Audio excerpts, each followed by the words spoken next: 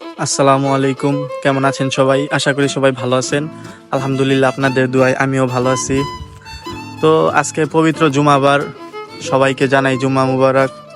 আজকে জুমার দিন, তো কাজ টাজ শেষ করে চলে আসলাম মসজিদে যাওয়ার জন্য, নামাজে যাব।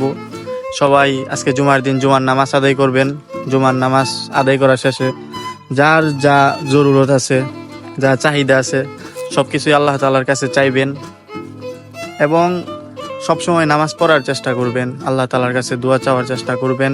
আল্লাহ তাআলা কখনোই কাউকে খালি হাতে ফিরিয়ে দেয় না, আল্লাহ তাআলা সবাইকে কিছু না কিছু দিয়ে দেয়। তো আজকে জুমার দিন সকলেই গোসল করে পাক পবিত্রতা অর্জন করে অবশ্যই মসজিদে যেয়ে নামাজ আদায় করবেন। আমিও এখন গোসল করে তারপরে মসজিদে চলে যাব নামাজ আদায় করার জন্য।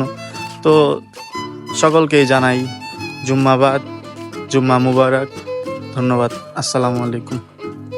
আজকে হচ্ছে আমাদের মতো মধ্যবিত্ত ফ্যামিলির যারা আছে তাদের সাপ্তাহিক ঈদের দিন। তো সবাইকে জানাই সাপ্তাহিক ঈদের শুভেচ্ছা। তো সকলেই মসজিদে যাবেন, নামাজ আদায় করবেন, সবসময় নামাজ পড়ার চেষ্টা করবেন।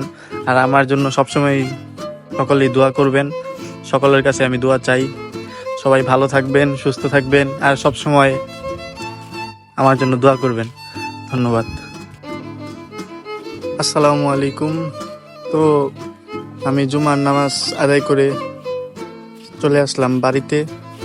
তো বাড়িতে এসে আমার মেয়েকে দেখে বসে আছে আমার জন্য।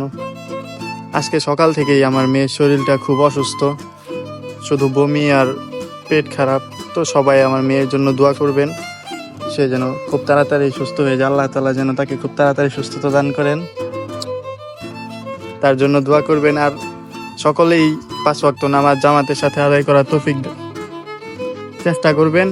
আর আমাদের জন্য সকলেই দোয়া করবেন, আমরা যেন সবসময় ভালো থাকি, হাসি খুশি থাকতে পারি এবং সবসময় আপনাদেরকে নতুন নতুন ভিডিও উপহার দিতে পারি। তো ধন্যবাদ। আজকে এই পর্যন্তই। সকলে ভালো থাকবেন, সুস্থ থাকবেন।